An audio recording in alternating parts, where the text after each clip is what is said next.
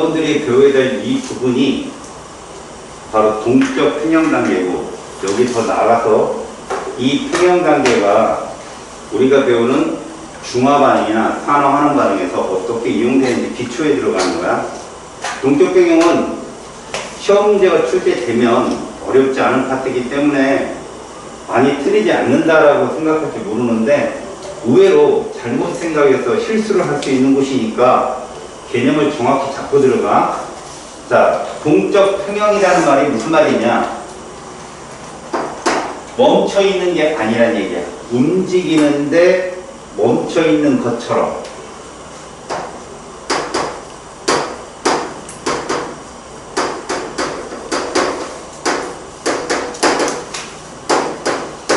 그러니까 출제자는 뭘 자꾸 물어볼 거야? 멈춰있어 안 멈춰있어 맨날 묻는 거야. 그게 멈춰있는 것처럼 보인다. 그래서 동적 평형의 반대말이 뭐야? 정적 평형이겠지. 사실 정적 평형이란 말을 쓰기가 좀 애매한 거. 이제 중학교 때 배웠던 열적 평형을 중학교 교육과정에서는 정적 평형이라고 배운다고. 그런데 세상에는 정적이면서 평형인 건 거의 없다고 보는데, 대부분이 다 동적 평형이고, 이들의 조건을 잘 보자고. 조건은 이런 반응이란 말. 자, 이게 무슨 말이냐? 역반응이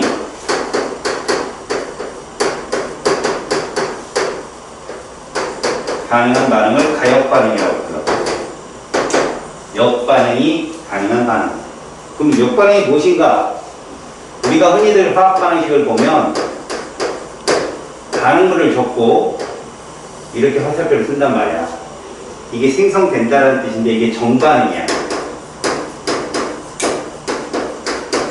올바른 반응식에서 정반응. 그럼 이 오른쪽에는 생성물을 쓰죠, 그치?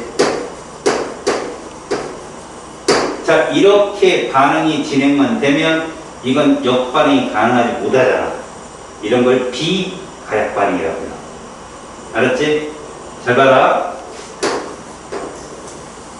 이걸 역반응이라고 그러거든. 이게 안 되는 거. 이게 안 되는 게 무슨 반응이라고? 비가역이다. 이렇게 얘기한다. 역반응이 가능하지 못하다. 정반응이 너무 우세해서. 그러면 반응물이 생성물로도 갈 수 있고, 이 생성물은 점점점 늘어나겠지. 반응이 진행이 되면, 시간이 흐르면 생성물은 점점 많아질 거야. 그러면 이 반응이 슬슬 스물스물 일어나. 이 반응이 이렇게 역반응이 가능하면 정반응과 역반응이 가능하면 이런 걸 가역반응이라고 하자. 우리가 다루는 건 동적 평형이 여기서 성립한다. 이 반응에서만 동적 평형이 성립을 한다.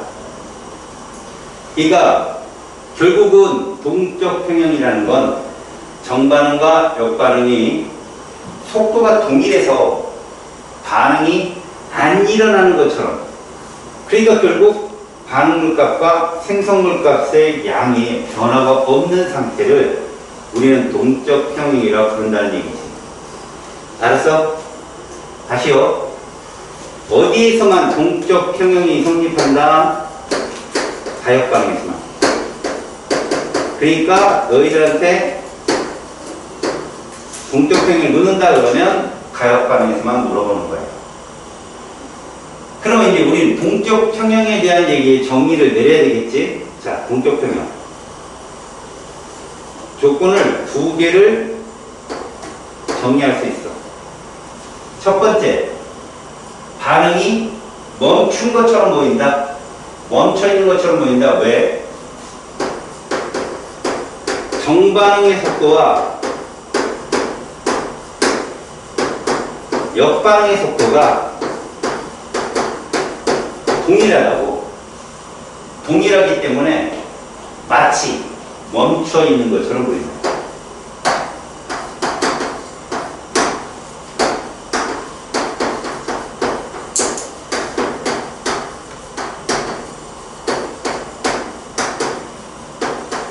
멈춰있는 것처럼 보인다. 그렇다고 시험 문제 항상 내는 게 뭐냐? 죽어도 멈춰있는 게 아니다. 0이 아니라고. 얘들은. 알겠죠? 그래서 이거를 계속해서 그래프로 선생님이 그려줄 거예요. 보여주고. 그럼 두 번째로는 동적 평형 상태에서는 저기 써있는 것처럼 반응물과 생성물이 공존하거든요. 중요한 건 양이 똑같다는 게 아니라는 거지. 다시 말해서 반응물과 생성물이 공존을 하는데 그 양이 변함없이 공존해요. 다시요. 반응물과 생성물이 반드시 같을 필요는 없다는 겁니다. 이렇게 봅시다.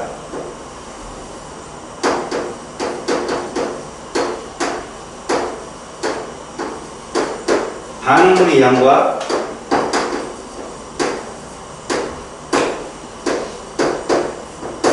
이 양이 일정하다. 1보다 클 수도 있고 1보다 작을 수도 있어요. 이게 일정하게 안 변하는 거죠. 알겠어요? 그러면 이런 식으로 해석을 할 수도 있겠다. 반응물보다 생성물이 많다면 정반응이 우세한 상태에서 평형에 도달한 것이고, 반응물 값이 생성물 것보다 많다면, 그 분모가 크다면 역반응이 우세한 상태에서 평형에 도달한 것이라고 보면 돼요. 여러분들이 봐야 될 건 이 값과 이 값은 변함이 없다는 거죠. 평형 이후에는. 알겠죠? 그러니까 평형 도달 시간 이후를 말하는 거예요.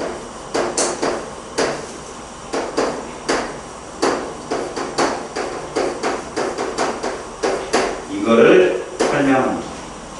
평형의 도달 시간 이후에 이 값은 일정하다는 걸 명심합니다. 자, 이것을 계속해서 여러분들하고 볼 거고, 출제자는 이 둘을 계속 물어봐요. 굉장히 키포인트다.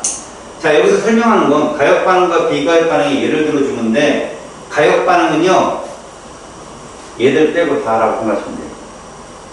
사실 이 비가역이라는 것도요, 고립계에서는요, 그러니까 에너지와 물질의 교환이 전혀 안 일어나는 고립계에서는 절대 비가역으로 성립하지 않은데, 보통 닫힌 개나 지금 열린 개라고 하는 이런 세상에서는 비가역이 존재할 수 있습니다. 그럼 비가역이 어떤 특징이 있나 볼까요? 연소, 굉장히 빠른 반응이죠. 연소 반응. 하는 거예요. 기체 발생 반응. 다시 말해서 수소기체가 발생한다든가 CO2 기체가 발생하는 이런 반응은요, 절대 돌아올 수 없어요. 기체가 활성도가 너무 크기 때문에. 그 다음에 중화 반응이 여기에 해당되고요. 앙금 생성 반응도 역시 여기에 해당된다. 그냥 저런 게 있구나라고 봐주세요. 알았죠? 이건 뭐 외우고 그러는 게 아니라, 나머지 여러분들은 얘를 가장 필두로 이제부터 동적 평형 과정의 3개를 배우게 됩니다. 시험 문제 3개가 나오죠. 마지막 거는 거의 안 나오거든요. 근데 학교 선생님 따라 내신에서는 출제가 될 수 있습니다. 화학평형이라는 건. 처음에 이제 상평형이라 해가지고 물과 수증기, 그 다음 용해평형이라 해가지고 용해도를 가지고 따지는 거예요. 걔들도 거의 안 나오죠. 이제 첫 번째 게 물리 증발과 응축, 저게 제일 많이 출제되니까 저걸 확실히 알고 가세요. 조심할 거 잊어먹지 마세요. 알겠지? 자, 봅시다. 자, 이제 상평형에 대해서 이 조건을 가지고 쓴 것을 가지고 해석을 해 보도록 하겠습니다. 여기서는 그냥 무턱대고 이렇게 쭉 써줬는데, 자, 여기서 한번 상평에 대한 얘기를 잠깐 보고 여러분들이 이해할 만큼만 이해해. 알았지? 봐봐.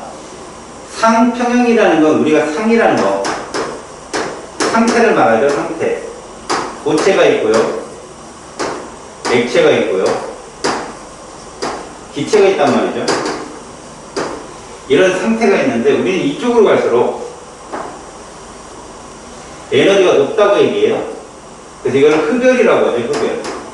열을 흡수해서 이때 주체는 누군가 잘 보세요. 열을 흡수하는 주체는 물질입니다. 물질. 우리가 아니라. 우리 입장에서는요. 주위라고 하고 우리를. 주위의 입장에서는요. 열을 이 물질에게 빼앗기는 과정인 거예요. 흡열이라는 게. 그럼 온도계 눈금이 어떻게 될까요?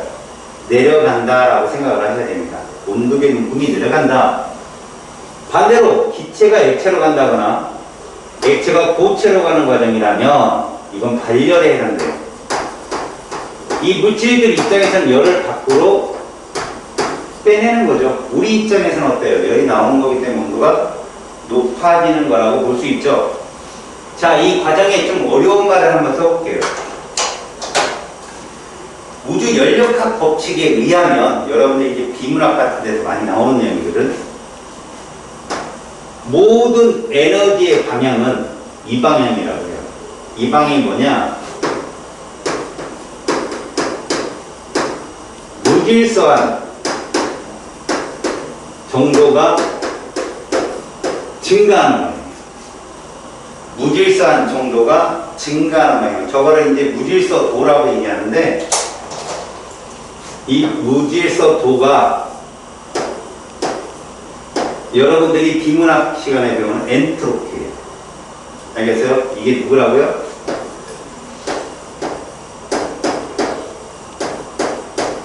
보통 S라고 표현하거든요. 엔트로피.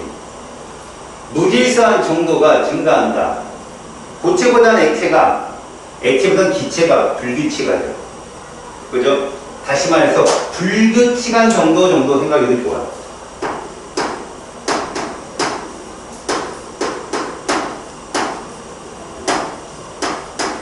이들의 상태는 상당히 불규칙하다. 근데 모든 운동의 방향은, 물질들의 운동 방향은 불규칙 방향이에요. 그게 대표적인 게 확산입니다. 확산. 퍼져나가는 거. 알았지? 입자들이 막 퍼져나가는 것을 우리는 확산을 한다. 그리고 그런 것들이 이제 무질서도가 증가하는 방향이다라고 하는데, 세상에 애들만 있으면요, 모든 방향은 비가 역방향일 거예요. 이거 말고 반대 방향의 방향이 있습니다. 바로 이 방향이죠. 이게 무슨 방향이냐? 화학을 배울 때 에너지가 어떨수록 안정하다? 낮을수록 안정하다고 합니다. 보전자껍질에서도 핵이 가까울수록 에너지가 안정하다라는 말을 쓰죠. 그걸 바닥 상태라고 배우고요. 그래서 이 방향을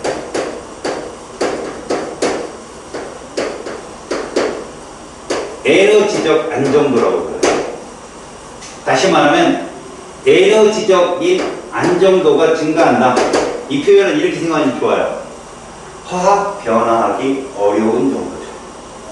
에너지적 안정도가 뭐라고요? 화학 변화하기 어렵다.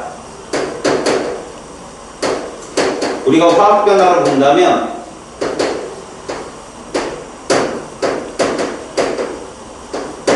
이렇게 보시면 돼요.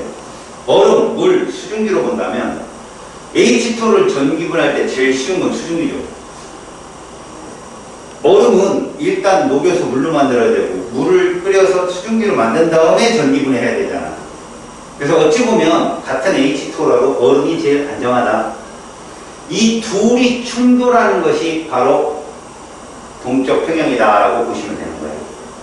이에 대한 설명은 학교에서 선생님들이 설명을 거의 안 해주시니까 여러분들은 에너지적 안정도 방향과 무질서한 정도의 방향으로 생각을 해두고요. 그 다음 이제부터 상평행에 대한 얘기를 하는데 우리는 딴 거 필요 없어요. 그냥 액체와 기체를 보게 됩니다. 보세요. 대표적으로 액체는 L이라고 표현되죠. L. 얘가 기체가 된단 말이죠. 그럼 이 방향이 정방향이거든요. 무질서도 증가 방향이요, 에너지적 안정도 방향입니다. 무질서도 증가 방향이에요. 이 반응이. 이해 갔어요? 이걸 정방향이라 부르고요. 그러면 이건 뭘까요? 에너지적 안정도 방향이 되겠죠. 우리는 얘를 일반적으로 증발이라고 해요. 증발. 얘를 응축이라고 해요. 응축. 알겠어요? 증발은 여러분들이 상태 변화에서 배웠던 기화 상태는 기화. 응축은요, 백화. 이런 걸 말하는 말인데, 증발, 응축, 동일한 말입니다. 그 증발 속도라고 하는 것은 무질서도 증가 방향이고, 흡열이겠죠. 응축 속도라고 하는 것은 에너지적 안정도 방향이니까 발열이 되겠죠. 이 두 개의 방향이 충돌을 해서 온도가 높으면 정반응 속도가 더 빠를 거고, 그렇다고 역반응이 안 일어나냐? 일어납니다. 온도가 낮으면 역반응 속도가 더 빠를 것이고, 그러다 나중에 둘이 만나게 돼서 동격행을 이룬다는 거죠. 그래서 여기 대표적인 건 바로 H2O가 나와요. 대표적으로. 우리는 얘를 물이라고 하죠. 얘를 수증기라고 하고, 이 둘의 동적 평형 상태를 지금부터 실험으로 보는 겁니다. 아시겠죠? 그럼 실험 장치가 어떤 거냐? 개념 완성 같은 문제집을 보면요, 이런 실험 장치가 떠요. 이 실험 정치에 대한 설명을 잠깐 해볼게요. 저건 다 빼고 저기만 놓고 보는 거거든. 일단 액체 기체라는 표현을 보면 그냥 여러분들이 이런 식으로 생각했으면 되겠어. 상평형에서 증발, 우리가 증발이 일어나는데 동적 평형에 도달을 하면 이런 밀폐된 공간이어야 돼요. 밀폐를 시켜야 동적 평형에 도달할 수가 있습니다. 만약에 저걸 오픈시키면 기체가 포화 상태가 될 시간이 없어요. 다시 말해서 증발의 속도는 일정한데 응축의 속도가 점점점 커져서 증발 속도는 같아질 때 동적 평형이 일어난다는 걸 내가 계속 지금 설명해 줘야 되거든요. 근데 응축 속도가 포화 상태가 아니라면 그 양이 모이질 않아요. 계속 흩어지죠. 걔들이 점점 그 액체의 표면에 수증기 입자가 많이 모여야 되는데 저 구멍에 마개를 뽑아버리면 얘는 온데 다 날아갑니다. 맨날 꽉 채울 시간이 없는 거죠. 그래서 절대 역반응인 응축 속도가 정반응 속도를 따라올 수가 없죠. 여러분들은 이 상평형 단계에서 이렇게 보시면 됩니다. 상평형에서 우리는 얘를 보거든요. 증발 속도를 보거든요. 자, 증발 속도는 포화 상태가 될 때까지, 포화 상태가 되었을 때 그 수증기 입자가 얼만큼 만들어지냐, 그걸 바로 그러니까 시간당, 면적당 얼마만큼의 증발이 일어나느냐, 그게 증발 속도거든. 근데 이 증발 속도라고 하는 것이 온도 값에 의해서만 변합니다. 다시 말해서 증발 속도는 온도에 의해서만 변한다라고 보세요. 알겠죠? 온도에 의해서만 변한다. 알겠습니까? 온도에 의해서만 변한다. 이렇게 보시죠. 온도에 의해서만 변한다. 알겠죠? 온도에 의해서만 변한다는 표현이 뭐냐면 온도가 늘어나면 증발 속도도 빨라진다. 이 정도? 온도가 증가하면 증발 속도도 커진다.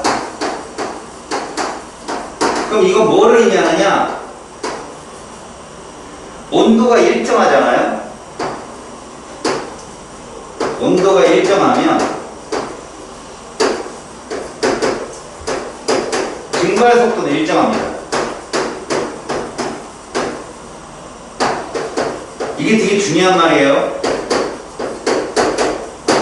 굉장히 중요한 말입니다. 실제로 증발 속도는 온도에 따라서 민감하게 변합니다. 그래서 여러분들은 이제 이 상평형을 배울 때 이 정반응의 속도란 온도가 일정했을 때 정해져 있다. 이미. 알았죠? 그리고 너희들 화학원에서는 절대 온도를 변하게 안 줘요. 알았어요? 그것이 예를 들어서 뭐 3점짜리라든가 좀 어려운 문제 같은 경우라면 요걸 변화를 주는데 그럼 그때 가서 알아들으세요. 대부분의 문제가 온도를 일정하게 주면 증발 속도가 이런 식으로 일정해집니다. 알겠어요? 증발 속도가 일정해집니다. 이게 반응 초기든 아니면 반응 후든. 그러니까 시간에 구애받지 않고 시간이 어느 정도 흐르든 간에 증발 속도는 온도만 일정하다면 일정합니다. 무조건. 그러면 온도를 일정하게 놓은 상태에서 반응을 진행을 시킨다. 이 그림이 그거거든요. 지금 이 그림은 조건이 뭐냐? 온도 일정이에요. 그러면 여기 화살표가 있을 거예요. 하나, 둘, 세 개. 여기도 봐봐요. 하나, 둘, 세 개. 하나, 둘, 세 개. 똑같죠. 그러니까 온도가 일정하다면 물은 수증기가 되는 저 화살표의 개수가 일정하다는 뜻이에요. 그래서 여러분들이 시간이 흐를 때 시간이 이쪽으로 갈수록 시간이 점점 지나가거든요. 시간이 점점 흘러요. 그때 요 거꾸로는 요 속도 있죠. 이건 응축 속도라고 하잖아요. 역반응입니다. 말 그대로. 그럼 들어볼게요. 증발 속도란 무질서도가 증가하는 방향이잖아요. 자, 이렇게 수증기 입자로 막 변하는, 물 입자가 수증기 입자로 변하는 건 바로 무질서도가 증가하는 방향이고요. 수증기 입자가 다시 물 입자로 돌아오는 저 방향은 응축 속도라 하고 에너지적 안정도 방향이라고 부릅니다. 저게 비로소 어디? 도달했다는 얘기예요. 지금 여기서 상대값으로 보기에는 화살표 3개가 바로 동쪽 평형 상태인 거예요. 그러니까 응축 속도는 동쪽 평행에 도달하려면 절대 종반 속도보다는 어떻다? 크지 않다는 얘기죠. 그리고 이 상태를 우리가 놓고 본다면 이 지점이 바로 다 지점에 해당되는 거예요. 저 지점. 그리고 이 지점 정도가 한 나라고 보고요. 이 지점 정도가 가라고 보시면 되겠죠. 그러니까 정확히 0은 아니겠지만 0은 정확히 아니겠죠. 저기 화살표 하나가 있으니까 이 정도가 가라고 볼 수 있겠죠. 이렇게 시간이 흐른다는 거예요. 가나다. 아셨어요? 그럼 우리는 여기서 이런 걸 정리를 할 수 있어요. 보세요. 가에서 나로 갈 때 잘 봅시다. 이쪽으로 갈수록 시간이 흐른다는 거죠. 시간이 증가합니다. 가에서 나에서 다로 갈수록. 보이죠? 그럴수록 시간이 증가하면서 물의 양은 어때요? 감소하겠죠. 물의 양은 감소합니다. 반응물이니까요. 그럼 수증기 양은 어떨까요? 증가하겠죠. 수증기 양. 이렇게. 이해 갔어요? 그래서 이걸 좀 어렵게 써볼까요? 물의 양분의 수증기 양은 어떻게 된다고요? 증가하겠죠. 분모는 줄고 분자는 되니까. 반대로 수증기 양분의 물의 양은 어떨까요? 그럼 감소해야 되겠죠. 됐어요? 이게 맨날 나오는 문제입니다. 그러면 자, 증발속도 어떨까요? 이게 지금 온도 일정하잖아. 온도 일정하다면 여러분들 보는 것과 같이 증발속도는 일정해요. 응축속도는 어때요? 생성물이 수증기량이 많아지니까 얘도 증가합니다. 자, 이제 결론이죠.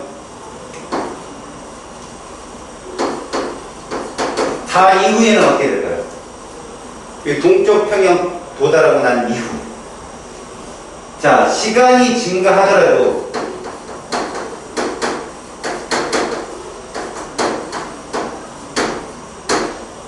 동쪽 평형 상태예요.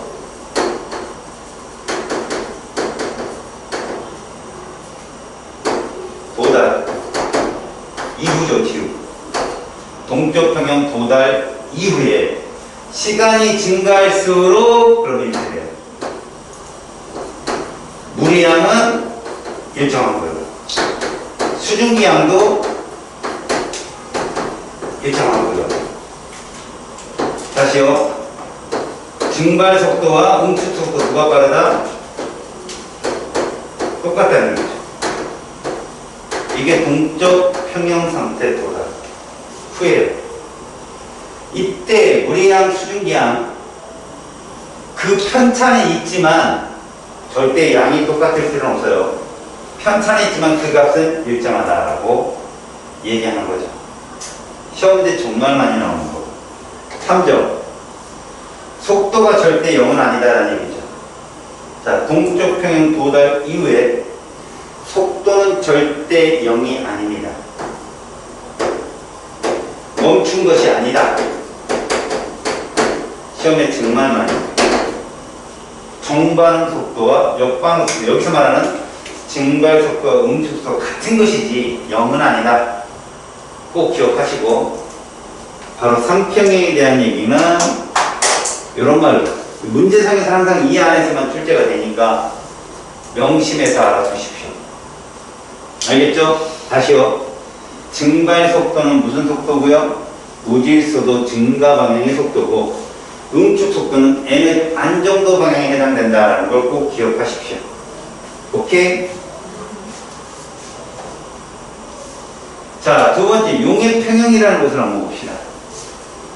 이것이 화학 변화는 아닙니다.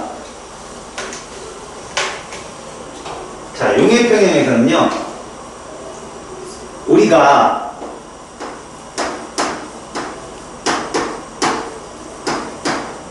이렇게 만나서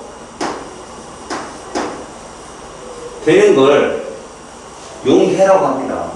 그래서 이 정반응을 용해서 또 이렇게 불러요. 그럼 역반응을 뭐라고 하느냐? 속출속도라고. 이거를 칭하는 말이 다를 뿐이지, 역시 고체 물질이 소금 같은 것들이 물에 녹아 들어가는 건 무질서도가 증가하는 방향이지 않습니까?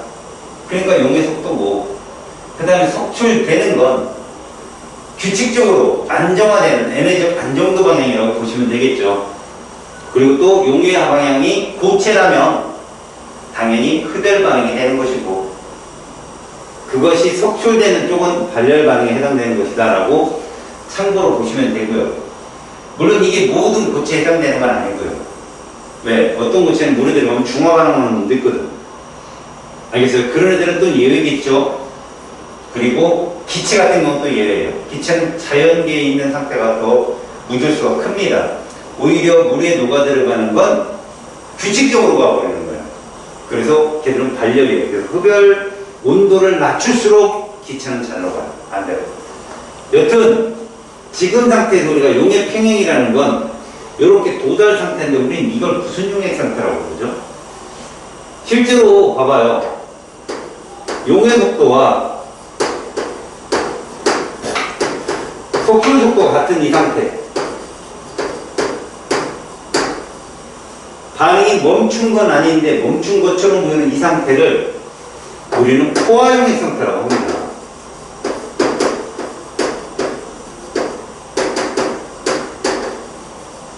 그러니까 용해도 그래프를 한 번이라도 본 친구들은 그래프 선상에 있을 때가 바로 이 용의 평형, 다시 말해서 포화용의 상태다라고 말할 수 있다. 그런데 그런 것은 언제까지는 이론적인 거예요. 실제로 여러분들이 고체물질을 녹이는데 포화용액을 만드는데요, 아무것도 어떠한 것도 남지 않을 만큼만 정확하게 녹일 수 있을까요? 어려워요. 그건 이론적인 값이라고요. 다시 말해서 어떤 일정한 용매에다가 고체를 녹일 때는 더 이상 녹지 않고라는 표현을 쓰는 말이 틀린 말이라는 걸 알아야 돼요. 여러분들. 막 녹였더니 녹지 않고 남아있는, 녹지 않은 것처럼 남아있는 용질이 있더라. 그게 포화 상태예요. 그럼 걔가 녹지 않느냐? 녹아요. 계속 녹고 있어요. 근데 그 순간 계속 속출도 일어나서 그 양이 안 변해요. 그대로 유지가 된다고. 그러면 가만히 놓고 보면 뭔가 움직임이 계속 보이나요? 용의 평형은 보입니다. 얘가 녹는 게 보여요. 이렇게. 어딘가에 속출되는 게 있고. 모양이 일정한 양이 유지되지 않아요. 모양이 약간 삐뚤빼뚤해요. 어디선 속출되고 어디선 녹아 들어가기 때문에. 알겠습니까? 그러면 요런 과정이 바로 용의 평형 상태라는데, 요쪽에서 우리한테 내는 문제들이 어떤 것들이 있느냐, 뭐 평형에 도달해도 계속 반응은 일어날 거라는 걸 우리가 아는 방법이 뭐가 있을 수 있어요? 동위 원소를 이용하는 방법밖에 없어요. 잘 보세요. 동적 평형에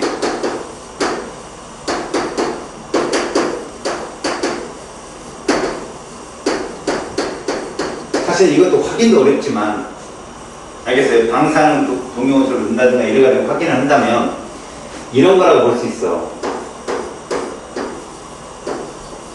우리가 35짜리 NaCl을 녹인단 말이죠. 자, 얘가 녹아서 바로 포화 용액이 되었어요. 그럼 그때 그림을 어떻게 그려주느냐? 이렇게 그려준다는 거죠. 이런 비커에 일정량의 물이 담겨 있고 요만큼의 NaCl이 남아있다. 자, 그러면 이 방향이 무슨 방향이고, 용의 속도 방향이겠죠. 용이 되는 방향, 무질소도 증가 방향. 알겠죠? 그러면 이 방향은 뭐가 되고, 속출 방향이 되겠죠. 이해 갔어요? 에너지적 안정도 방향. 이 둘이 같은 상태. 이게 바로 동적 평형 상태다 이거죠. 근데 여기에다가 얘를 추가하는 거. 동위원소네. 그러면 자, 여기서 우리 중요한 건 물의 양이 늘지는 않지만 NaCl을 소량 추가하면 물이 약간 높아집니다. 알죠 여러분들? 좀 더 넣으면 물이 약간 더 높아지는 거. 우리 목탕 들어가면 물이 넘치는 거랑 똑같은 거예요, 원리가. 그럼 이 고체물질이 약간 더 많아지겠죠. 약간 더 많아지겠죠. 그러면 평형이 깨져요. 그래서 새로운 평형이 도달하거든요. 그렇다고 용의 속도가 변하느냐? 아니요. 용의 속도는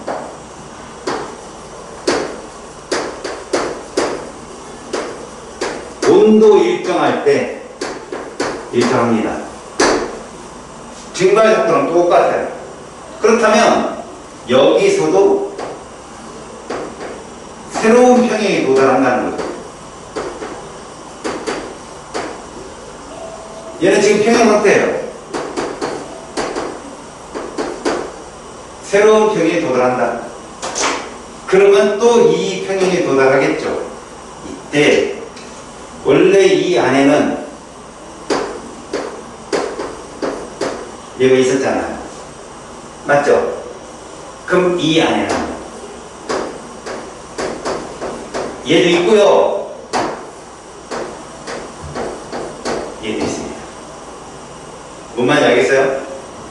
다시 말해서 37짜리 Cl을 포함한 소금을 넣어도 평형이 도달했다 하죠.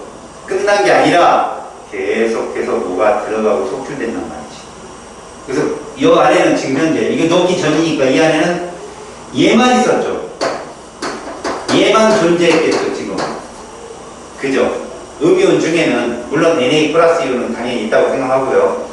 근데 둘 다 존재한다는 거죠. 둘 다. 둘 다 존재한다는 얘기죠. 알았어요? 그래서 평형에 도달하고 난 후에는 멈춰있는 것이 아니구나라는 걸 알려주는 겁니다. 알았니? 지금 상평형하고 용액평형 둘 다 봤더니 결국 뭐냐? 멈춘 것이 아니라는 거예요. 정반응의 속도와 역반응의 속도가 어떻다? 같아서 멈춘 것처럼 보이는 상태를 동적 평형 상태를 하고, 특별히 용액평형 상태는 포화영역 상태다 라고 생각하시면 되는데, 여기서 좀 이제 학생들이 질문이 많이 들어오는 게, 우리가 용해도 곡선을 보잖아요, 여러분. 봐봐요. 이게 이제 온도죠, 온도. 스트럭처 용해도. 여러분들이 이걸 볼 일은 이제 없는데 거의 이렇게 그래프가 나온단 말이죠. 그때 이 선상을 보세요. 특정 온도에서, 여기 용해도잖아요. 이 선상에 있을 때 우리는 무슨 상태라고 부른다? 포화 상태라고 부르고, 그 밑에를 불포화, 위쪽을 과포화라고 부르거든요. 그러면 이 선상에 존재했던 상태가 바로 동쪽 평형 상태라고 할 수 있겠죠. 그러면 자, 이제 우리 봐봐요. 요 지점을 T2라고 합시다. 요 지점을 T0라고 합시다. 자, 지금 세 지점을 보여줄게요. 자, 다에 있던 물질은 불포화 상태입니다. 이거는 동쪽 평형 상태가 아니라고 얘기해요. 그런데 나에 도달하는 동쪽 평형 상태라고 불러주고요. 자, 이제 가에 도달하면요, 동쪽 평형 상태라고 얘기합니다. 무슨 말이냐? 봐요. 지금 가의 두 얼굴을 보여줄게요. 가는 이런 경우가 있고요.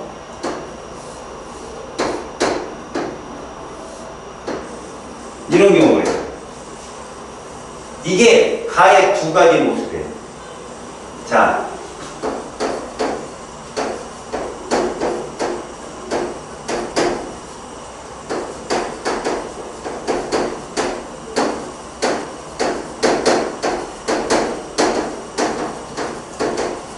이래요.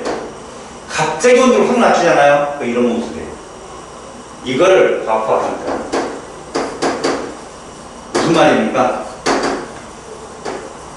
T0에서는 여기밖에 못 녹이는데 과하게도가 있다는 거죠. 알았어요? 근데 이게 얼마 안 걸려요. 시간이 정말 순간이에요. 대부분 이 상태로 존재하거든요. 이게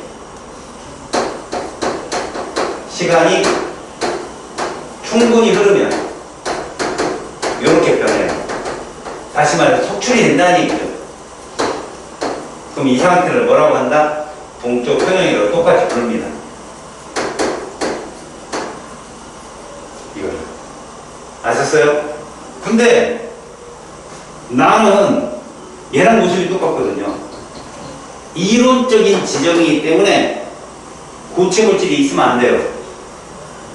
그래도 저건 이론적이라도 동쪽 평형 상태가 맞습니다.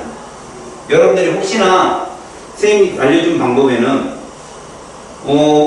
반응물과 생성물이 공존해야 되는데 여기는 공존은 안 되거든요. 이론상이기 때문에. 하지만 동쪽 평형 상태는 맞습니다. 알겠죠? 이론적인 상태다. 그렇게 보여줍니다. 알았죠? 화학 평형 한번 들어가 볼게. 화학 평형도 마찬가지야. 화학 평형도 마찬가지인데 여기서 이 화학 평형에서는 우리가 앞에서 배웠던 3평형과 용해평형에서는 좀 달라. 우리 3평형 잠깐 보고 갈까? 중요한 게 뭐였냐? 전방의 속도인 증발 속도는 온도에 의해서 일정하다고 그랬지 내가. 그래서 얘들은 그래프가 이렇게 나왔던 거야. 봐봐. 시간이 있고 속도를 놓을 때 온도가 일정하다면 이렇게 조건을 달아주잖아? 그러면 이렇다고 속도가.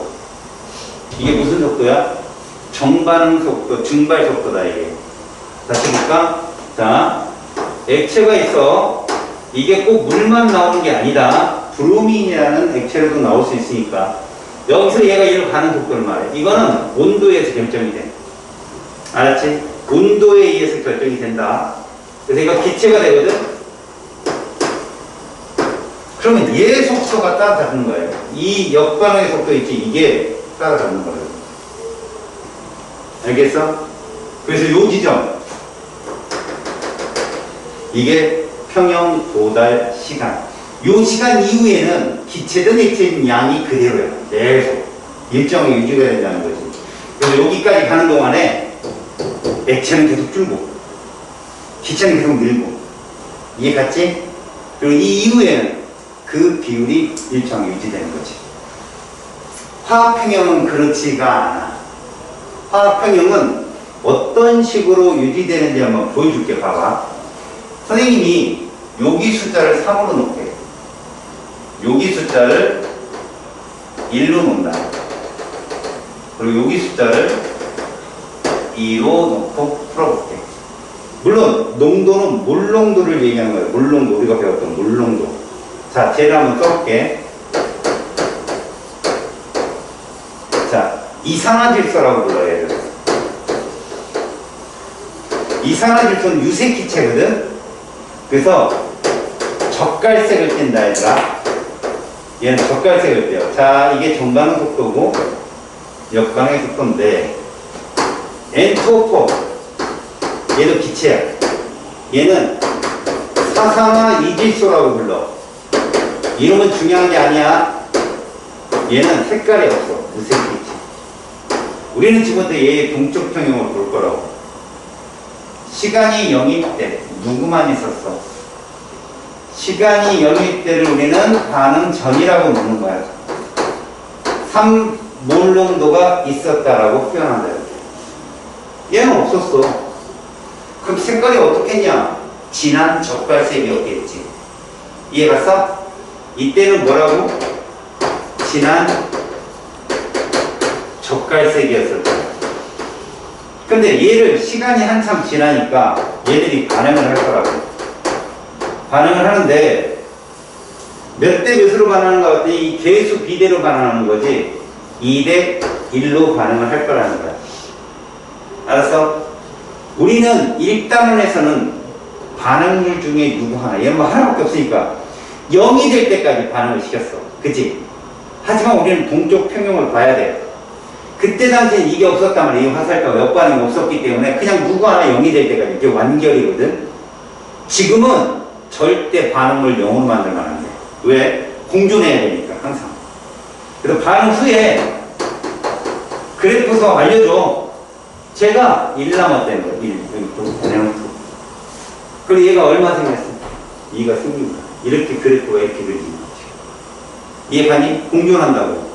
그러면 봐라. 산물 농도가 모두 누구일 때는 이산화질소일 때는 진한 젓갈색이었는데 지금은 얘가 1몰 농도로 줄었고 얘가 2몰 농도로 늘어났어. 그러면 얘보다는 어때? 였겠지. 이해 갔어? 위, 아래. 어디가 동쪽 평형 상태? 아래. 그럼 여기에는 이산화질소, 사산화질소가 공존하는 거야, 지금. 또 하나, 정반응의 속도, 역반응의 속도가 같아진 거고. 이해 갔어? 그럼요, 얘가 얼만큼 반응했어? 이만큼 반응했고, 얘는, 소리. 1몰 정도 반응했고, 여기 몇 몰 정도 남냐?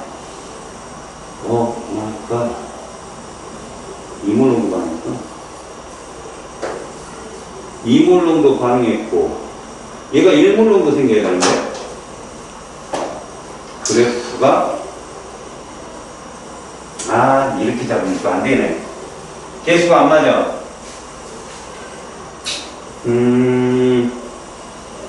이렇게 하자. 얘 4.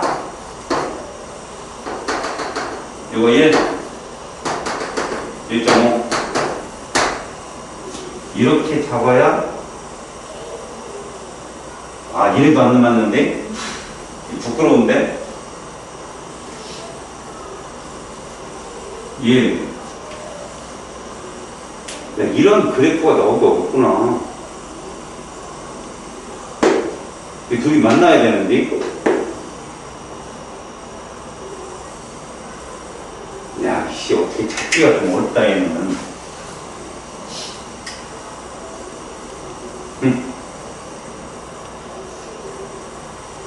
이 찾기가 되게 어려워. 2로 잡아주고, 얘를, 1.5라고, 1.0으로 잡아주고, 1.5라고 잡아주고, 0.5라고 잡아주고, 참. 뭐 줘야 되나?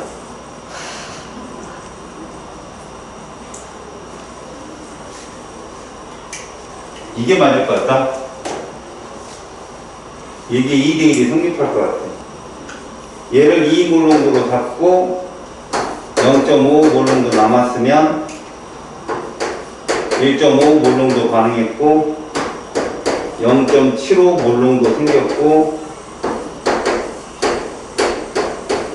이게 맞을 것 같아요. 저 그래프 상으로 보면. 아이고 참 어렵다. 지금 저거랑 1.54랑 높은 거 아니에요? 응? 뭐가? 네? 뭐가? 저거 2배씩 곱해서하면 안 돼요? 2배씩 계산한다고? 안 돼요? 어렵다. 안 돼요? 출발이 2몰롱도인데 얘가 0.5몰롱도 남았다는 건 얼마 반응했다는 거야? 1.5만큼 봐라. 얘가 여기로 가면서 1.5만큼 반응했지. 이만큼 반응했잖아. 그래서 얘가 얼마 생겼어? 0.75만큼 생겼지. 이게 2대 1꼴이 돼야 돼. 계속 2대 1꼴로. 알았어? 그래서 이렇게 맞춰줘야 돼. 숫자에 너무 얽매이지 말고 여러분들은 요 시간대 농도가 변화 없잖아.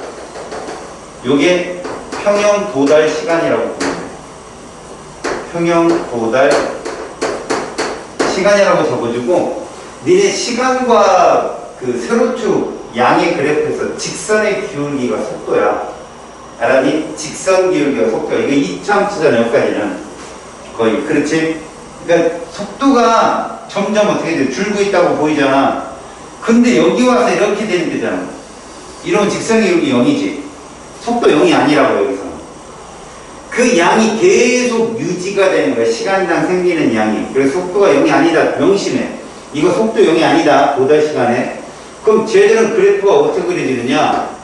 우리가 여지껏 봤던 상표형 그래프는 이렇게 그려지는데 얘들의 그래프는 속도와 시간의 그래프를 보면 이렇게 그려져. 봐. 이 방향이 정반응 방향이다 라고 한다면 이게 이렇게 돼.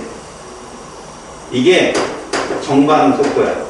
왜 정반응 속도는 자꾸 준다? 반응물이 주니까. 농도가 주니까 속도도 주는 거야.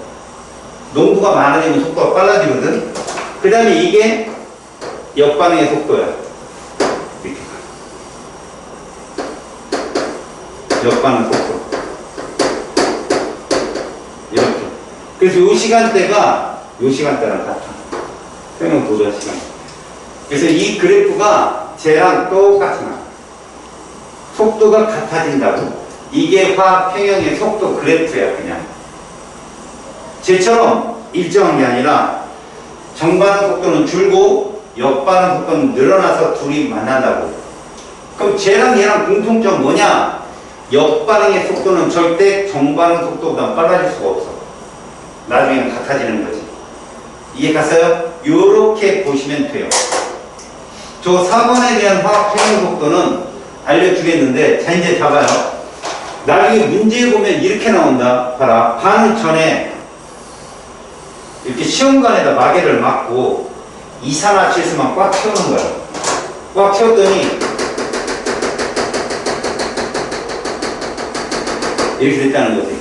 근데 시간이 지나니까 얘가 이렇게 됐다는 얘기야. 이런 식으로 옅어졌다고. 알겠어? 그거를 보여주는 거야. 자, 지금 이 평형 상태에 도달한 이 시간에 봐요. 온도를 높였더니 이렇게 돼.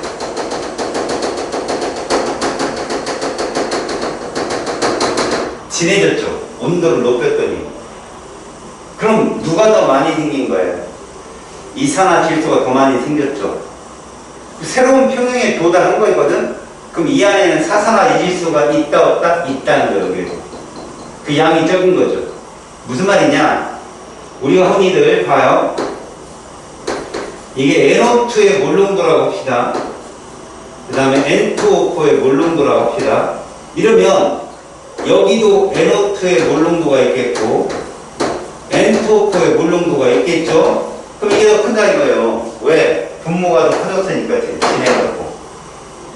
이해 갔어요? 온도가 변하면 요렇게 양이 변해요. 근데 온도를 낮추잖아요? 온도를 낮추게 되면 얘가 이렇게 돼요. 옅어져요.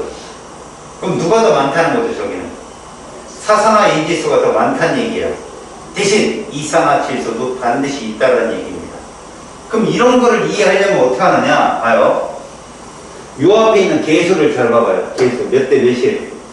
2대 1이죠. 그럼 이제 질문할게요, 여러분. 두 명이 가게에 있는 거랑 한 명이 가게에 있는 거랑 누가 무질서해 보일까? 두 명 있는 게 무질서해 보이지. 맞잖아. 그러니까 왼쪽 오른쪽 중에 얘가 더 무질서하다고 보는 거야. 그럼 역반응이 무질서도 증가 방향이잖아. 맞지? 흡열이라고. 흡열이라고 이게. 그럼 정반응은 뭐다? 발열이겠지? 그래서 흡열은 온도를 높여주면, 우리 중의 온도를 높여주면 흡열이 잘 일어나. 그래서 이건 온도를 높였을 때 이렇다. 그럼 이건 온도를 어떻게 하는 거야? 낮춘 거라는 거지. 이런 거 배우는 게 화투야. 이런 거 배우는 게. 알겠니? 우리는 그냥 사건만 해석하면 돼. 명심할 건. 평형에 도달했다 그러면 둘은 반드시 뭐 해야 된다? 공존해야 된다는 얘기지. 그래서 색깔이 옅어진다는 건 얘의 양이 많아지는 거, 얘의 양이 주는 거. 색깔이 진해진다는 건 얘의 양이 많아지고 얘의 양이 주는 거. 대신 둘은 항상 공존한다는 거. 알았어요? 그 얘기입니다.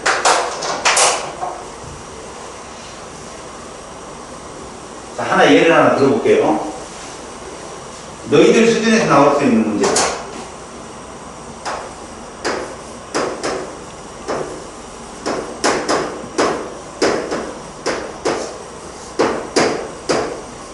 이거보다는 더 어렵게 안 나오니까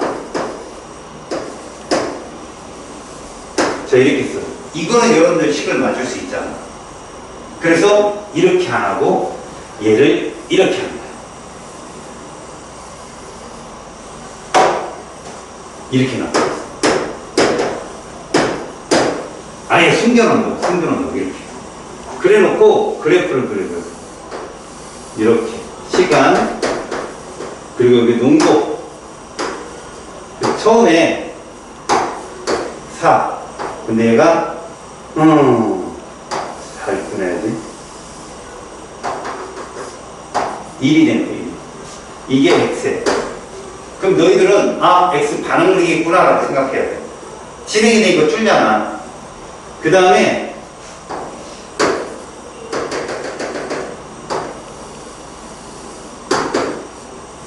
이것도 반응을 이겠구나 생각하는 거지.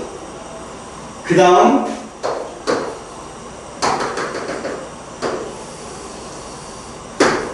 이거.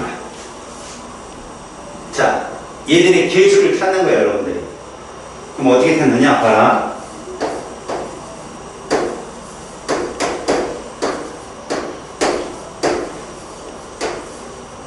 이렇게 나와야 되겠지. 평행이니까. 가역 반응해야 되잖아. 이렇게 놓고, 전에 이렇게 있었던 거야. 이해하니? X와 Y가 동일하게 4만큼 있었던 거야. 그래서 반응을 한다는 얘기야. 이렇게 반응을 해. 몇 대 몇으로 반응하나 봤더니 A 대 B 대 C 이렇게 넣는 거지. 자, 반응 후.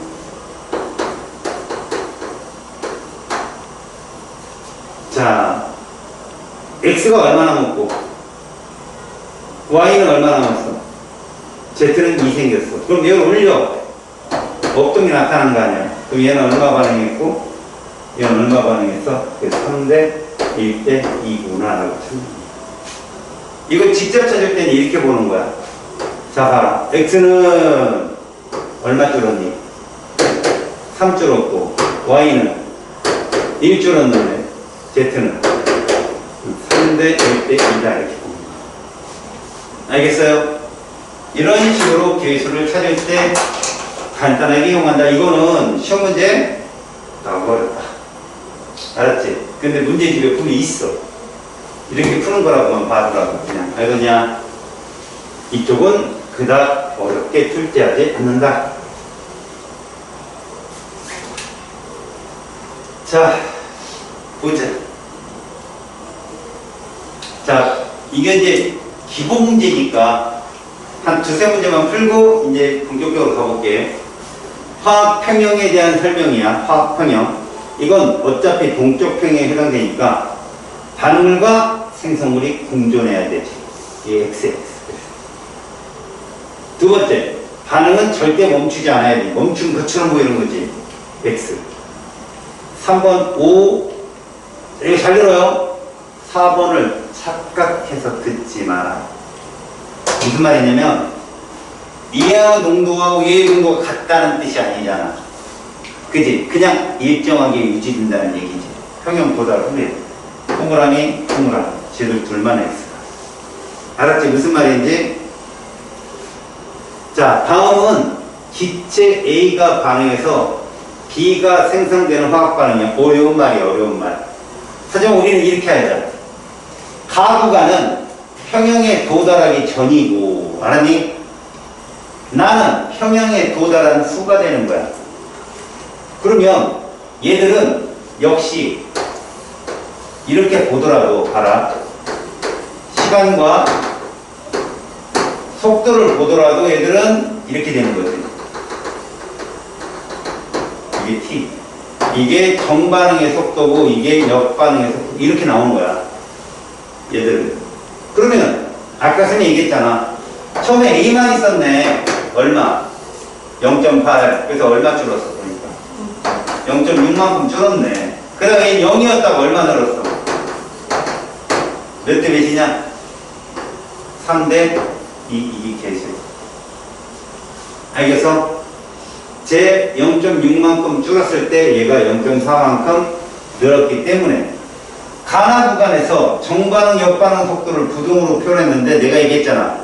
평형에 도달하기 전 역반응 속도는 절대 정반응 속도를 넘어설 수가 없다고. 그치? 그러니까 가는 얘가 빨랐다는 거야. 가 구간에서는. 어쨌든 이건 어디서 손님한테 얘들아? 이 그래프 뭐였어 니네? 시간과 속도 그래프에서 이거 어디서 본 그래프야? 상평형에서 본 그래프잖아. 상평형. 이것도 역시 마찬가지거든. 평형에 도달하기 전까지는 정반응의 속도가 훨씬 빨라. 도달하고 나면 0이 아니라 같아지는 거지. 알겠니? 이것만 잘 보면 돼 그냥. A와 B는 3대 2가 정답이야. 3대 2. 됐어 여기까지? 기억이 됐어? 자, 무엇은 정반응과 역반응이 모두 일어날 수 있는 반응이다? 가역반응. 1번의 답은 가역반응. 이것은 정반응만 일어나거나 역반응이 거의 일어나지 않는 거다. 비가역반응. 비가역반응에는 연소, 기체 발생 반응, 중화 반응, 신전 반응이 있었다라고 했죠. 정반응 속도와 역반응 속도가 같아 겉보기에는 변화가 일어나지 않는 것처럼 보이는 상태를 동적 평형이라고 한다고. 이해 갔죠? 동적 평형. 자, 그림은 일정한 온도에서 정말 중요한 겁니다. 밀폐 용기요. 여러분 얘를 많이 개폐시켜봐요. 이거 오픈시키죠? 그러면 이 액체 다 날아가요. 바닥이 보인다고. 밀폐된 용기에 물을 넣어서 일어나는 변화를 모형으로 보여줍니다. 여러분 가나다를 잘 보세요. 자기가 이해를 잘했나 내 질문에 답해봐요. 다 중에 H2O 몰수가 제일 많은 거 누구예요? 가가 제일 많아요. H2O 몰수가. 여러분 내가 말한 H2O 몰수는 물하고 수증기 다 합친 거죠. 기죠? 그럼 가나다 누가 제일 많아요?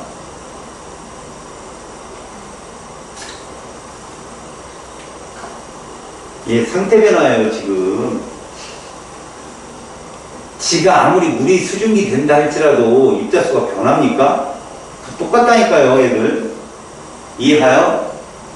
자, 처음에 H2O 몰수 물이 10개 있었다고 쳐봐요. 10개. 근데 평형에 도달했더니 수증기가 3개인 거지. 평형에 도달했어요. 그럼 물은 몇 개여야 돼? 7개, 그럼 다 이후에는 7분의 3으로 일정을 하니까 그냥. 근데 온도가 높아지잖아요? 잘 봐요. 온도가 좀 높아졌어요? 봤더니 물이 4개가 남은 거야. 평형에 도달했을 때. 그럼 수증기는 몇 개예요? 6개. 그럼 4분의 6으로 일정한 거야. 온도가 높아짐에 따라 그들의 입자수의 비가 달라지는 거지 그 이후에는 동일해집니다. 아셨어요? 물의 증발 속도, 수증기의 응축 속도요. 잘 봐요. 여러분 여기 보면 화살표 길이를 보면 다에서 평형에 도달했다. 그러면 가, 나, 다 물의 증발 속도 어떻다? 동일하다. 온도가 똑같으니까요. 이해 갔어요? 그런데 응축 속도는요. 가보다는 나가 빠르고 나보다는 다가 빠른 거죠. 대신 다에 오면 증발 속도와 응축 속도가 같은 거죠. 이해 갔어요? 응축 속도, 역반응의 속도는 점점 빨라질 수 있다. 여기 보니까 여기 화살표 1개, 여기 2개, 여기 3개 똑같아요. 이해 갔어요? 됐고요. 이제 뭐 요거 한번 6번 한번 볼까요? 가역반응과 비가역에 대한 설명으로 옳은 것.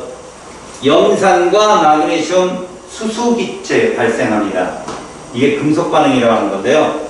수소기체가 발생하기 때문에 이거 비가역이라고 합니다.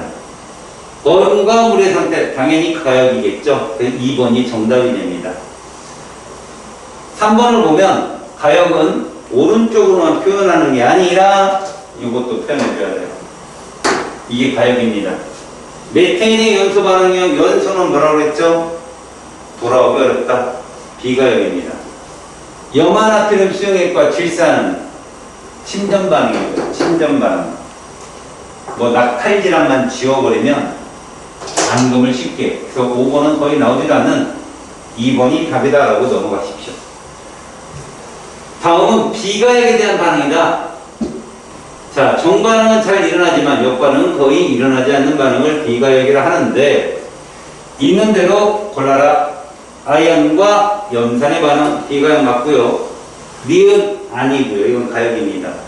디귿 맞죠? 연소나 기체 발생, 기역, 디귿이 비가역에 해당됩니다. 8번 됐고요.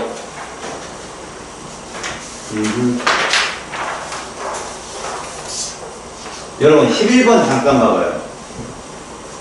이 말을 밑으로 한번 쳐볼래요? 이게 무조건 동쪽 평행에 도달했다는 걸 간접적으로 알려주는 말이에요. 충분한 시간이 지났다는 거. 높이가 더 이상 변하지 않았죠? 그럼 1번은 맞는 설명이에요. 2번, 용기한 기체 입자수는 일정하게 유지되고요. 세 번째, 물의 증발과 수증기 응축 속도는 같고요. 4번이 틀린 답이 됩니다. 속도가 같아서 멈춰진 것처럼 보이는 거지 일어나지 않는다. 이건 틀린 답이에요. 이해 갔죠? 지금 이제 오답이 뭔지 눈에 자꾸 들어오죠. 출제자가 뭘 묻는지. 여러분 12번의 관할을 보니까 어디가 동쪽 평형이야? 나가 동쪽 평형인 건 알겠지? 그치? 그러면 기억 봐라.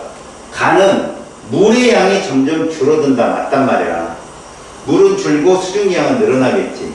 니은 맞았고요. 디귿 맞습니다. 물의 양은 변하지 않아요. 수증기 양도 변하지 않고요. 이게 동쪽 평형 도달한 후의 모습입니다. 다음 이것도 됐고 이제 좀 이제 효수론 문제를 한번 풀어볼까? 지금 뭐 여러분 이거는 올해 수특 문제예요. 여러분들이 이제 여기서 출제가 많이 되잖아요. 이 문제도 똑같거든. 잘 봐라.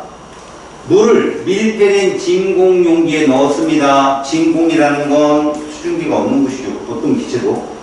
그래서 반응을 지켜봤더니 충분한 시간이 지난 후 이거 동쪽평에 도달했어요. 이해 갔죠? 도달했습니다. 자, 수증기의 응축 속도는 전보다 나중에 빠르죠. 그죠? 응축 속도는. 증발 속도는 똑같을 텐데 응축은 그래요. 화살표 아래쪽에 향하는 걸 보니까. 수증기의 몰수는 나가 가보다 많다. 당연한 겁니다. 자, 물의 몰수는요. 가가 나보다 많죠. 당연히. 맞아요? 이런 거를 물어봤죠. 됐습니까? 나 이후에는요, 수증기 몰수와 물의 몰수는 일정하게 유지됩니다. 아셨죠? 자, 이거는 뭐 21년도 수특인데, 설탕을 넣어서 충분한 시간이 지나서 동적 평형에 도달했습니다. 자, 어떤 걸 물어봤을까요? 기억. 이 설탕의 농도는 일정하게 유지된다. 맞습니다. 농도라고 하는 것은 이 수용액에 지난 정도인데, 얘가 속출되는 즉시 용이되어 가지고 저 속에 녹아있는 용기량은 항상 일정하게 유지되기 때문에 농도는 일정하게 유지됩니다. 자, 지금 고체 설탕이 이렇게 수용액에 반응은 일어나지 않는다. 틀렸죠? 일어납니다. 다음. 자, 요 값을 넣어도, 이걸 더 넣어도 이들의 농도는 변하지 않는다. 맞는 말이에요. 설탕을 더 집어넣는다고 수용액의 부피가 좀 늘어나겠죠? 그죠? 이 부적 때문에 좀 늘어나겠지만, 하지만 이 속에 녹아 들어가는 양은 일정량, 용매에 녹아 들어가는 용질의 양은 정해져 있기 때문에, 알겠어요? 그렇다고 봐요. 설탕을 더 넣으면 설탕이 더 안 녹아요? 그럼 녹죠. 녹는데 녹아 들어가고 속출되는 속도는 변함이 없다고요. 온도가 일정한 상태에서. 알았죠? 속지 마시고요. 그래서 디귿 맞고요. 기억 맞습니다. 자, 이거 개념 완성 문제인데 가역비가 여기가 됐고요. 됐고요. 내공도 됐고.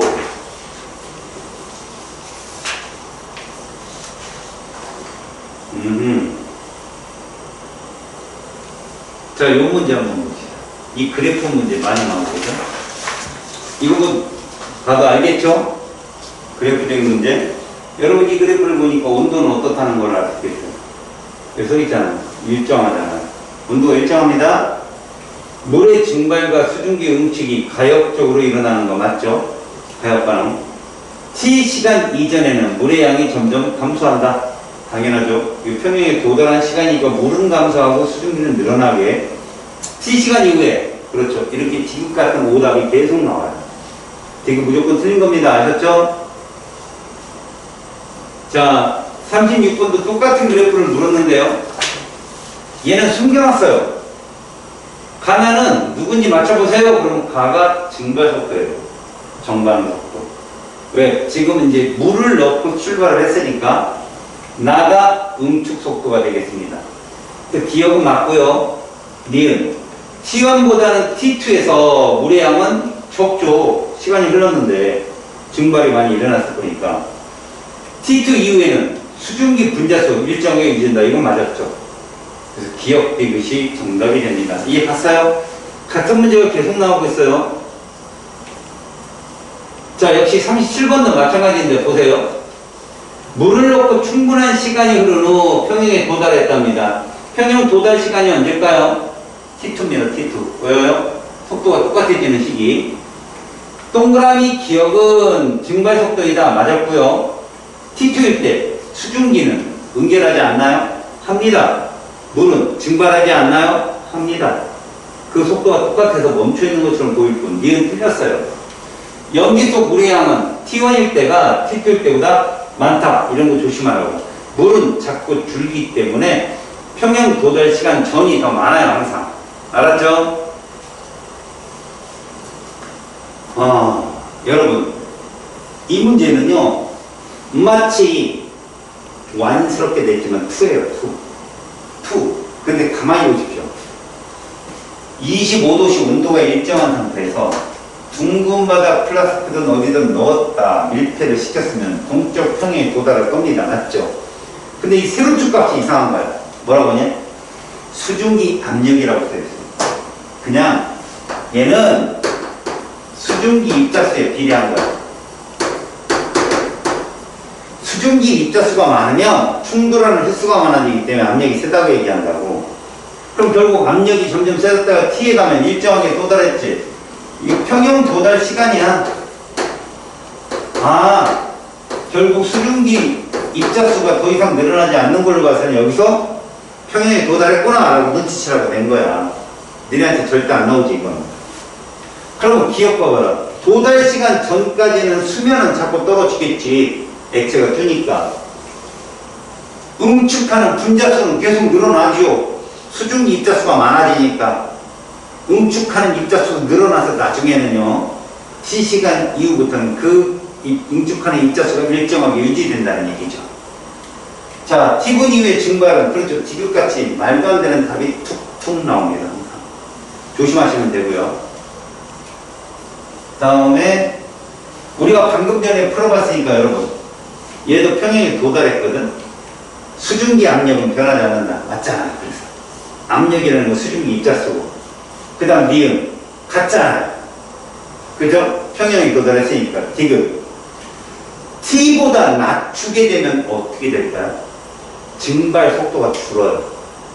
알았어요? 증발 속도가 줍니다.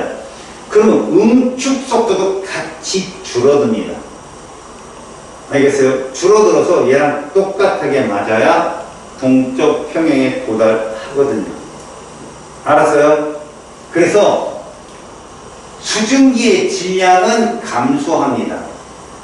알겠어요? 응축하는 애들이 많아져가지고 수증기 입자수가 줄어야 되거든요. 그래 응축 속도가 줄거든요. 이해 갔어요? 자, 이런 건 보기에 좀 부끄러운데 여러분 이 문제가 뭐냐면 설명을 해드릴게요. 이 수은기둥이라는 게 뭐냐면 수은기둥은 U자관에서 항상 낮은 곳과 높은 곳의 차이를 말해요.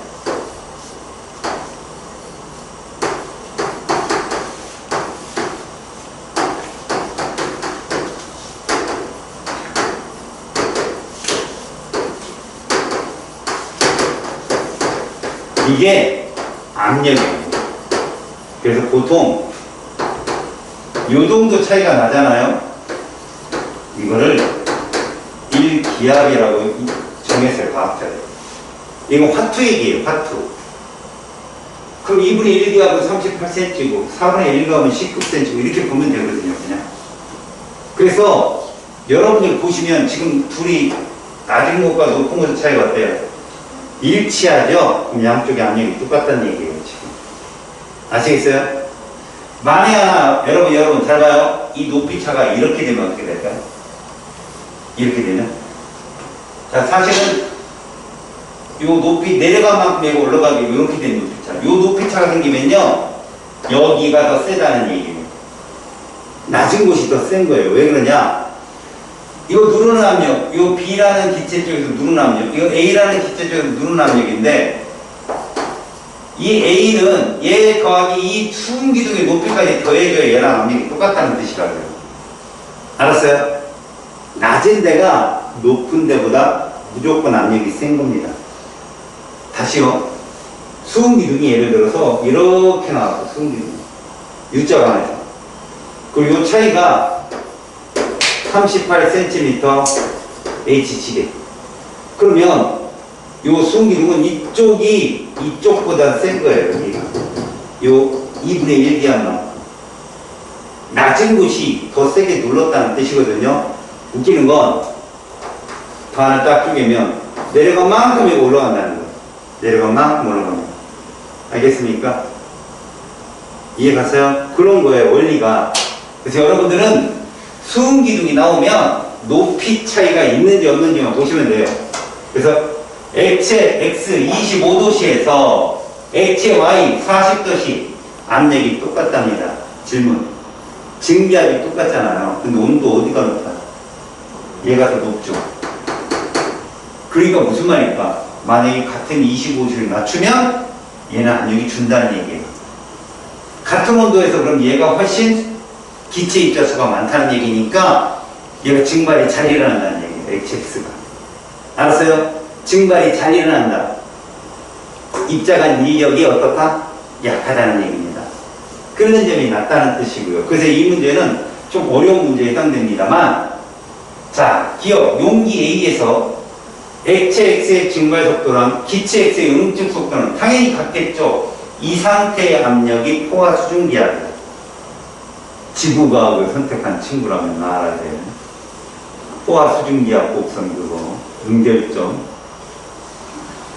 외우고. 미침이라는 거. 125, 2치고 외우셔야 되고. 용기 B에서는 증발 속도가 응축 속도 여기도 같아요. 여기도 동쪽 평형, 여기도 동쪽 평형 상태에서 잰 겁니다. 여기. 증발은 더 이상 이거 말도 안 되는 거 무조건 틀렸고. 그래서 문제 조건에 비해서는 보기가 너무 허술해요. 왜? 더 이상 어려울 건 낼 게 없으니까. 이거 조금 더 봐요. 알겠죠? 자, 얼음이 있고 물이 있고 물이 있고. 여러분 이것도 좀 어려운 문제에 해당되는데 이런 문제는 여러분들 내기 어렵습니다. 항상 여러분들은 물과 수증기에서 만나는데 일기압에서 시간에 따른 얼음의 상변화를 나타낸 것입니다. 다해서 물과 얼음은 상평형에 도달했다. 여러분 얼음이 물로 되고요. 물이 얼음이 되는 가역 반응인데 여기에 상평형에 도달했다는 얘기는 물과 누가 공존한다? 얼음이 공존한다는 얘기입니다. 상평형이니까. 알겠죠? 자, 가에서 융해되는 물 분자가 존재한다. 당연히 존재하죠. 역반응이 가능하니까 얘가 지금 일어나는 반응 아니에요? 나에서 물의 응고와 얼음의 융해 속도가 같으려면 바로 동적 평형 상태가 돼야 돼요. 다. 알았죠? 디귿. 다에서는 물의 응고가 일어나지 않는다. 납니다.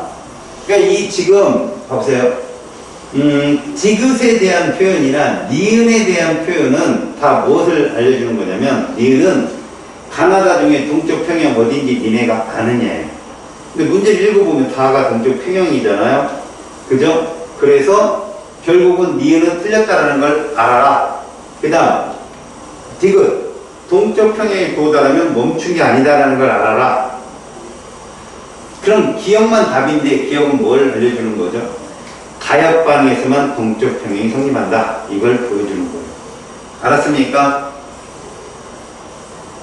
됐고,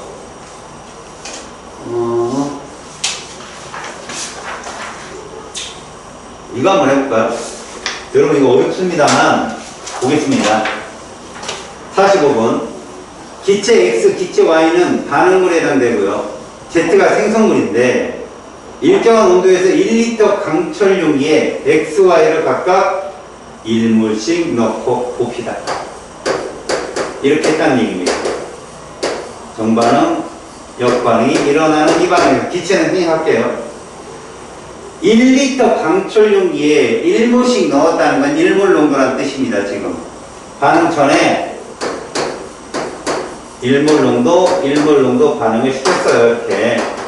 그런데 얘들이 1대, 3대, 2로 반응을 해야 되거든. 근데 여기 누구만 써줬냐면 요거만 썼어. 이거 생성물이라는 뜻이에요. 생성물. 없다가 나타났잖아요. 몇 나타났어요? 0.3. 얘만 써준 거야. 그럼 여기다 올리라고요. 아, 얘가 0.4 정도 만들어진 거구나. 강철 용기니까 부피는 변함이 없죠. 그럼 2가 0.4가 되려면 0.2 곱하면 되잖아요. 그러면 얼마 반응할까요? 0.6몰 정도 반응했겠죠. 얘는요? 2몰 정도. 그래서 남는 거예요. 얘가 0.8몰 정도. 얘는요? 이렇게 되겠죠. 이렇게. 이런 식으로. 그래서 물론도 이제 평행에 도달한 시간 Y는 0.4, X는 0.8 나누면 얼마 나와요? 2. 정답은 20입니다. 자, 모의고사 문제 한번 풀어볼게요. 자, 적갈색의 NO2로부터 무색의 N2O4가 생긴다. 자, 적갈색, 무색이야. 알려준다. 외우는 거 아니지, 그러니까. 플라스크에 얘를 넣어. 그럼 일단 진한 적갈색이 될 거야. 마개로 막아놓았더니 기체의 색이 점점 옅어졌고 전반응이 일어난 거야. 물론 역반응도 일어났겠지. 10초 후에 색이 변하지 않고 일정해졌다. 평형에 도달했다는 얘기야. 평형에 도달했어. 기억, 반응 시작부터 T초까지는 전체 기체 분자수가 증가한다. 알아? 이 반응이 우세하게 일어난단 말이야. 알았니? 그러면 E가 몇으로 변해? 1로 변하니까 입자수는 준다라고 얘기해야 돼. 전체 입자수. 이게 만약 정반응이 계속 진행이 되면 두 개의 NO2가 하나의 N2O4 기체로 가기 때문에 이건 뭐 아보가드로 법칙을 좀 이용을 해라 이런 얘기네. 그래서 분자수는 감소한다가 정답이야. T초 이후에는 이 분자수가 변하지 않는다. 맞아. 그렇다고 반응이 멈춘 거냐? 그건 아니죠. 정반응이 일어나지 않는 이런 꼭 나온다고. 정답은 니은 하나. 이해 갔죠? 여기 어려울 거 없지, 그지? 괜찮지? 할만하지? 자, 뭐 브로민이 나와도 똑같은 거야, 얘들아. 브로민이 유일하게 17족 할로겐 원소 중에 액체거든. 그러니까 얘도 똑같이 생각하면 돼. 처음에 브로민 액체를 집어넣었더니 나중에 이렇게 젓갈색 기체가 되었다 이런 얘기거든. 뭐 공존한다는 거 꼭 알아두고. 그래서 플라스크 속 브로민 기체의 분자수는 당연히 나가 많아야 돼. 수증기 입자수가 증가하는 거랑 똑같은 거다. 디귿은 틀렸고, 그 다음에 기억 이렇게 같으려면 나에서 같아야 돼. 충분한 시간이 지나는 게. 니은만 정답이 되는 거야. 공존한다 이런 말이야. 이해 갔어요 이것도? 됐고요. 지금 보니까 얘들아, 이게 좀 어려운 문제에 해당되는데 봐라. 일정한 온도의 강철 용기 속에 질소, 수소가 반응해서 암모니아를 생성하는 반응이 동적 평행에 도달한 상태를 분자하면 나타난 거다. 이 그림 봐봐. 이 그림 속에서 우리가 반응 전의 개수도 유추할 수 있어. 봐라. 수소 기체와 질소 기체가 반응을 해서 과열 반응이겠죠. 암모니아 기체가 된다고 생각을 할 때 얘들의 뭐를 맞춰? 개수를 맞춰보자. 수소 2개 없고 여기는 3개 있으니까 7소금대수 6이 되기 위해서 뭐 쓰고 3, 얘는 2. 이럴 땐 질소는 당연히 맞았어요. 끝이야. 얘들이 반응 전에 몇 개인지 몰랐는데 반응을 한다. 몇 대 몇 대 몇으로 반응해? 3대 1대 2로 반응을 하는데 반응 후가 얘란 말이에요. 얘. 수소가 3개 남았고 질소가 하나 남았어. 암모니아가 4개 생긴 거야. 그러면 이걸 올려봐. 없던 애가 생긴 거라고. 그럼 이거 2배 커졌잖아. 그럼 얘도 2개가 사라진 거고 얘는 6개가 사라진 겠지. 그럼 애초에 몇 개 있었다는 거예요? 3개. 얘는 9개가 있었다는 얘기지. 이렇게. 알았어요? 무슨 말인지? 그래서 기억. 암모니아의 생성과 분해는 가역적으로 일어난다. 이건 맞는 표현. 용기 속 수소 분자수는 일정하게 유지된다. 지금 상태, 동쪽 평형 상태니까. 용기 속 기체 압력도 일정하게 유지된다. 선생님, 이거 뭐예요? 그냥 써준 거. 이거 물어보지 않잖아. 그냥 동쪽 평형에 도달했어. 그 다음 어떻게 될 거냐고 묻는 거 아니야. 이런 거 충분히 풀 수 있잖아요, 여러분. 오케이? 그러니까 화학 평형이라고 선생님이 조금 더 알려주는 거지 굉장히 뭐 어렵게 출제되고 그러지는 않는다라는 걸 보여주는 거예요. 알겠죠? 다음. 이제 이게 모의고사 문제니까 잘 봐요. 원리는 똑같습니다. 일단 밀폐된 용기 안에 물을 집어넣었어요. 시간에 따른 물의 증발 속도, 응축 속도에 대한 자료입니다. 근데 여기 보세요. A가 제일 크다는 얘기예요. A가 제일 크다. 이 뜻입니다. 알았어요? 그러면 증발 속도가 왜 A인지는 알겠죠? 왜요? 온도가 일정하니까요. 얘는 일정하단 말이야. 다시 말해서 얘를 그래프로 그려보면 시간과 속도 그래프에서 이게 누구라고요? A라고요. 이게 증발 속도예요. 증발 속도. 온도에 의해서만 변하잖아요. 그럼 이게 따라오겠죠? 얘가 따라옵니다. 쭉 따라옵니다. 따라와서 누구랑 만나요? A랑 만나는 이 지점. 보여요? 이 둘이 같잖아요. 이게 동적 평형 상태입니다. 그럼 이 이후에는요? 동일하게 그냥 A겠죠. 변하지 않잖아요. 평형에 도달한 시간이 이후니까. 자, H2의 상변하는 가역 반응이 맞고요. 동적 평형에 도달하려면 용기 내 물의 몰수는 T에서와 ET에서가 같을 수가 없죠. 지금 이건 평형 도달 전이기 때문에 T보다는 ET일 때 우리양은 줄어요. 수증기양이 되니까. 그 다음 X는요, A입니다. 여러분들이 충분히 풀 수 있어요. 이해갔죠? 그래서 답은 기억 하나다라고 보시면 됩니다.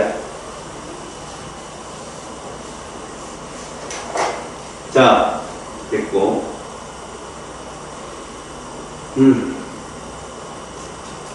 자, 이제 이게 작년 3월 문제네요. 밀폐된 용기에 이제 X기체, X가 누군지 몰라도 됩니다. 상변화, 상평형 그래프니까.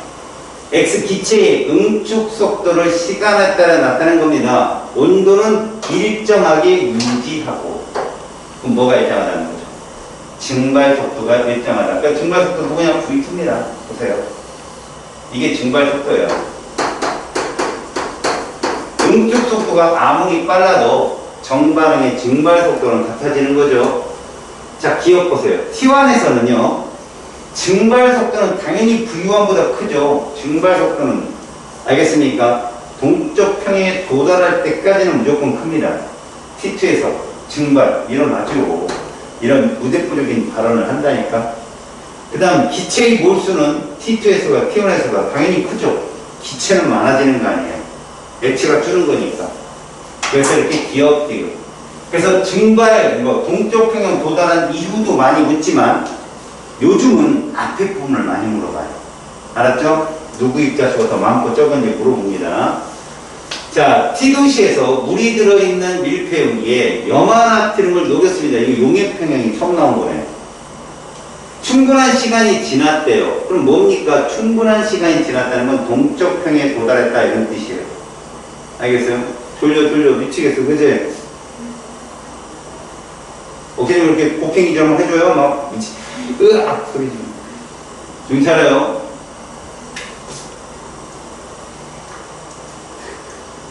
즐거워야죠. 힘내세요. 자, 수증기 분자수는 가에 대한 설명이에요. 이거 수증기 분자수는 일정하다. 여러분, 이 말이 의외로 우리는 이것만 바라보는데요. 밀폐됐죠. 그럼 얘들은 평형이 두 개가 일어난 거예요. 물의 동쪽 평형이 일어났고요. 용해 평형도 일어났어요. 그럼 이게 이제 충분한 시간이 흘렀으니까 수증기 입자수는 그대로 일정합니다. 여기. 그 다음 염화나트륨의 용해 속도는 속출 속도랑 동일하다고 봐야 돼요. 동쪽 평형에 도달했으니까. 니은 틀렸습니다. 디귿 맞았고요. 기억 이것이 정답입니다. 자, 9월 문제입니다. 문제가 좀 길죠? 어려울 것 같죠? 읽어보면 똑같은 문제 물어봐요. 설탕 용해예요, 용해. 용해평형을 묻는 거죠. 25도씨 물이 담긴 비커에 충분한 양의 설탕을 넣고 유리막대로 젓습니다. 자, 설탕 수용의 물 농도가 써 있어요. 3분의 2A, A 점점 커지고 있네요. 시간에 따른 비커 속 고체 설탕의 양을 관찰하고 몰농도, 이 무엇 뜻입니까? 이 용매에 녹아 들어가는 설탕 입자수를 몰농도라고 불러요. 그러니까 많이 녹아 들어가겠죠. 뭐 할 때까지 녹아 들어가요? 포화 상태가 될 때까지 녹아 들어가겠죠. 실험 결과를 딱 보여줬습니다. 자, 중요한 건 이겁니다. 4T일 때 용해평형에 도달했다. 더 이상 녹아야 안 녹아요? 더 이상 안 녹죠. 이거 A입니다. 시간이 지나도 그대로 A예요. 알았어요? 무슨 말인지? 자, 그래서 문제가 긴 거에 비해서는 되게 간단한 문제란 말이야. T일 때 설탕의 속출 속도 0이다? 아닙니다. 속출 속도 있습니다. 점점 빨라지고 있어요. 어디 가서 똑같아져요? 4T에 가서 똑같아집니다. 4T일 때 동일하다고요. 용해 평형이라고 설명해 주잖아요. 그럼 디귿만 정답이네요. 확대적으로 녹지 않고 남아있는. 그렇죠. 그러니까 문제가 길지만 원리는 또 단순하다. 자, 수능에서는 어떻게 나왔을까요? 밀폐된 진경 용기 안에 이거 말은 다 똑같은 말입니다.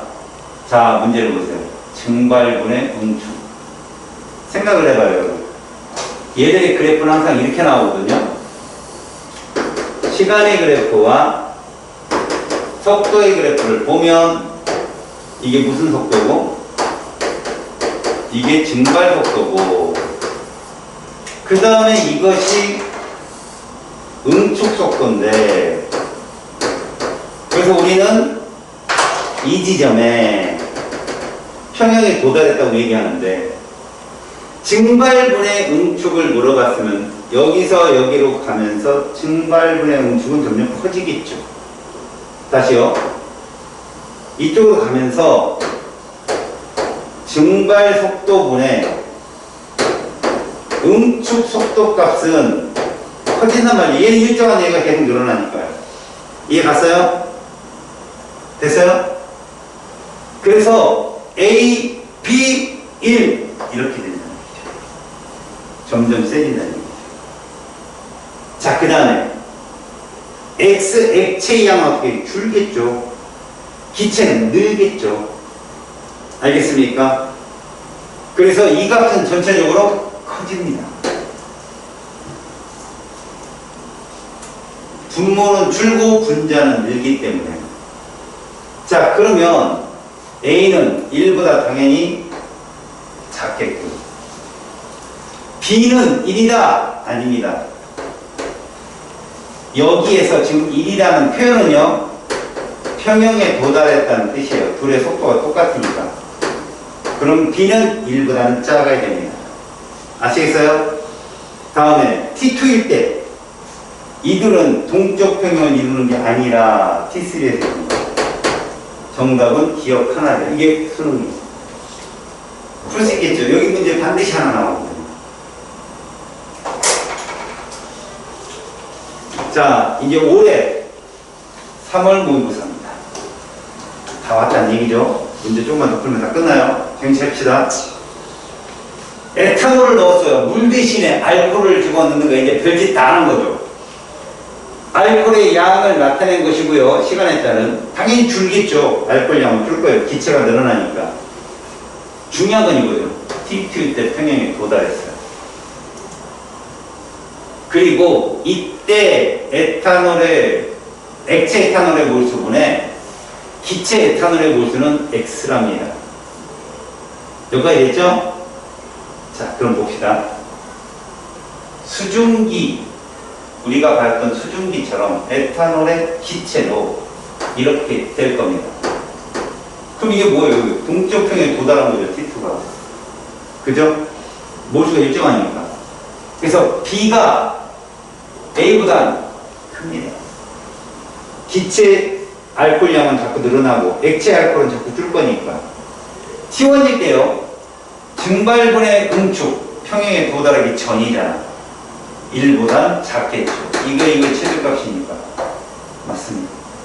자, T3일 때 보세요. 이들의 몰수요. 자, 여러분. 평형에 도달했는데 그때 X라고 했어요. 지금 여기가 X란 얘기예요. 그럼 여기는 X입니다. 그래. 동쪽 평형이니까. 그래서 틀립니다. 봐봐요. 계속 같은 말만 묻는 거죠. 요리조리 분수 집어넣고 요란을 떨어도 묻는 말은 일정합니다. 항상.